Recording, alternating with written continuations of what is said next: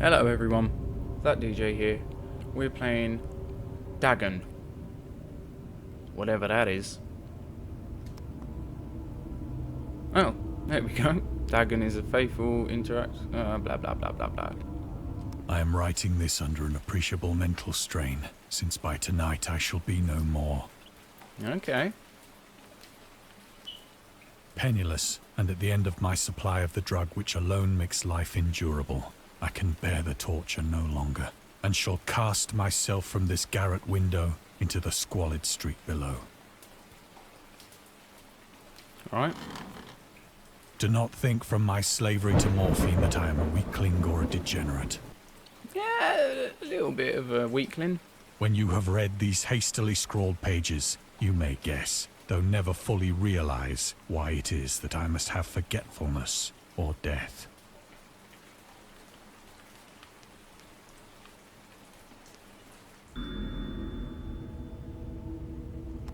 No, we're not going to read that. It was in one of the most open and least frequented parts of the broad Pacific that the packet of which I was supercargo fell a victim to the German sea raider.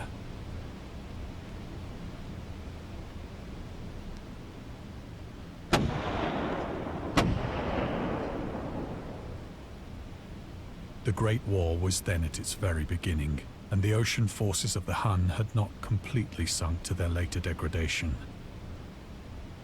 So that our vessel was made a legitimate prize, whilst we of her crew were treated with all the fairness and consideration due us as naval prisoners.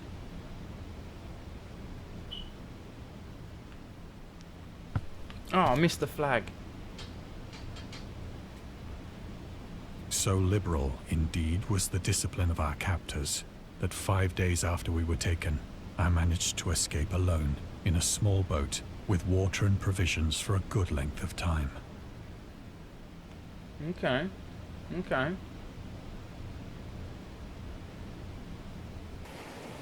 When I finally found myself adrift and free, I had but little idea of my surroundings. You best start swimming then, boy.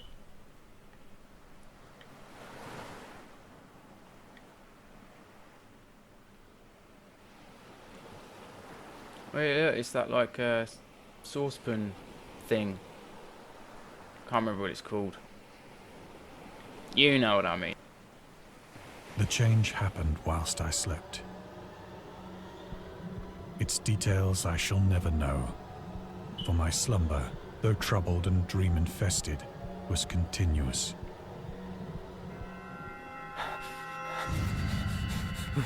Oh. Different. What is that?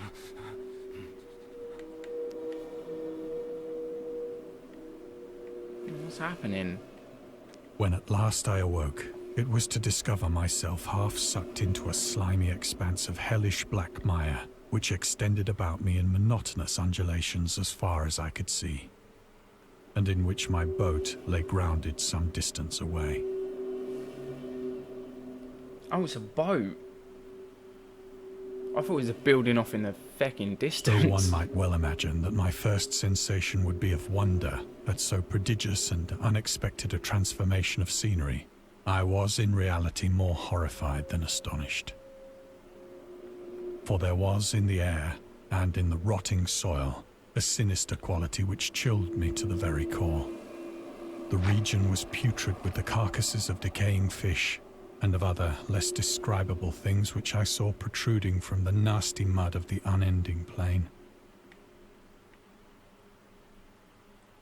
Perhaps I should not hope to convey in mere words the unutterable hideousness that can dwell in absolute silence and barren immensity. There was nothing within hearing, and nothing in sight, save a vast reach of black slime.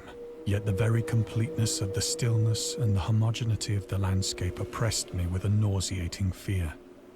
The sun was blazing down from a sky which seemed to me almost black in its cloudless cruelty, as though reflecting the inky marsh beneath my feet.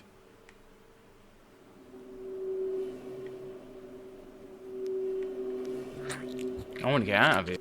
As I crawled into the stranded boat, I realized that only one theory could explain my position. Death Stranding. Through some unprecedented volcanic upheaval, a portion of the ocean floor must have been thrown to the surface, exposing regions for which innumerable millions of years had lain hidden under unfathomable watery depths. So great was the extent of the new land which had risen beneath me that I could not detect the faintest noise of the surging ocean, straining my ears as I might. Nor were there any seafowl to prey upon the dead things.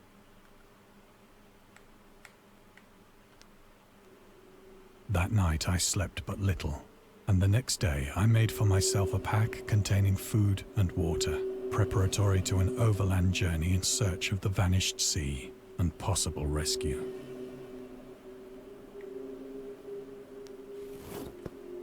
On the third morning, I found the soil dry enough to walk upon with ease.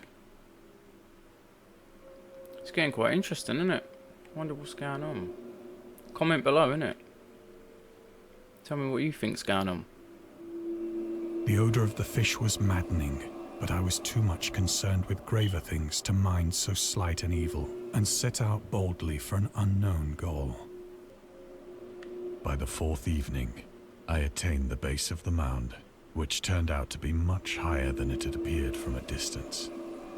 An intervening valley setting it out in sharper relief from the general surface. Too weary to ascend, I slept in the shadow of the hill. I know not why my dreams were so wild that night, but ere the waning and fantastically gibbous moon had risen far above the eastern plain, I was awake in a cold perspiration, determined to sleep no more. Such visions as I had experienced were too much for me to endure again, and in the glow of the moon I saw how unwise I had been to... Without the glare of the parching sun, my journey would have cost me less energy. Indeed, I now felt quite able to perform the ascent which had deterred me at sunset. Picking up my pack, I started for the crest of the eminence. Urged on by an impulse which I cannot definitely analyze, I scrambled with difficulty down the rocks and stood on the gentler slope beneath, gazing into the Stygian deeps, where no light had yet penetrated. All at once, my attention was captured by a vast and singular object on the opposite slope, which rose steeply about 100 yards ahead of me. An object that gleamed whitely in the newly bestowed rays of the ascending moon. Let's get going then. The moon, now near the zenith, shone weirdly and vividly above the towering steeps that hemmed in the chasm, and revealed the fact that a far-flung body of water flowed at the bottom, winding out of sight in both directions and almost lapping my feet as I stood on the slope. Across the chasm, the wavelets washed the base of the Cyclopean monolith, on whose surface I could now trace both inscriptions and crude sculptures. Consisting for the most part of conventionalized aquatic symbols such as fishes, eels, octopi, crustaceans, mollusks, whales, and the like. Several characters obviously represented marine things which are unknown to the modern world, but whose decomposing forms I had observed on the ocean-risen plain. Is that Cthulhu? It was the pictorial carving, however, that did most to hold me spellbound. Awestruck at this unexpected glimpse into a past beyond the conception of the most daring anthropologist, I stood musing whilst the moon cast queer reflections on the silent channel before me. Then, suddenly, I saw it. With only a slight churning to mark its rise to the surface, the thing slid into view above the dark waters. Ooh. Oh, damn. It darted like a stupendous monster of nightmares to the monolith, about which it flung its gigantic scaly arms, the while it bowed its hideous head and gave vent to certain measured sounds.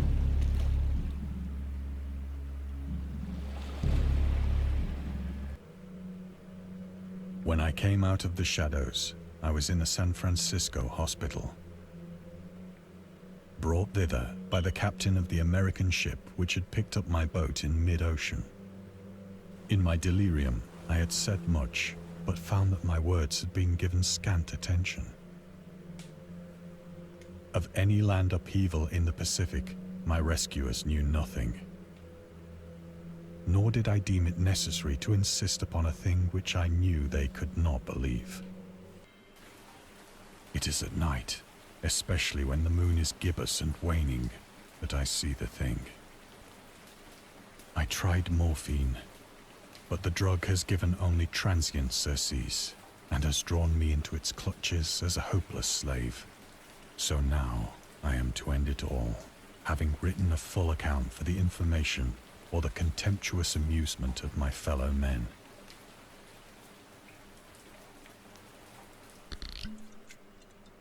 Often I ask myself if it could not all have been a pure phantasm, a mere freak of fever, as I lay sun-stricken and raving in the open boat after my escape from the German man-of-war.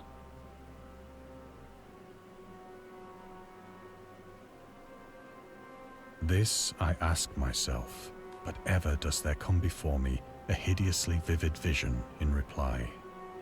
I cannot think of the deep sea without shuddering at the nameless things that may at this very moment be crawling and floundering on its slimy bed, worshipping their ancient stone idols and carving their own detestable likenesses on submarine obelisks of water-soaked granite. I dream of a day when they may rise above the billows to drag down into their reeking talons the remnants of puny, war-exhausted mankind. Of a day when the land shall sink and the dark ocean shall ascend amidst universal pandemonium. The end is near. I'm getting into this. This is actually pretty good. It's the first visual novel that I've played.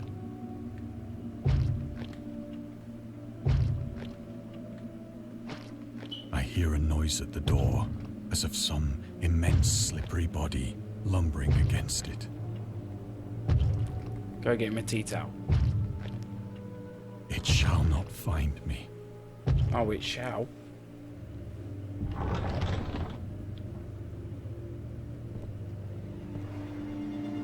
God, that hand!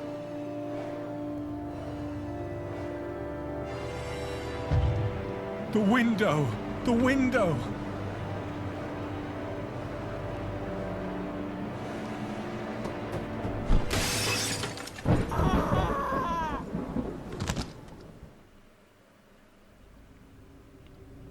Fair enough. Thank you for watching. I really appreciate it. Hit that like button. Makes me feel good, you know what I mean? I'll see you next time.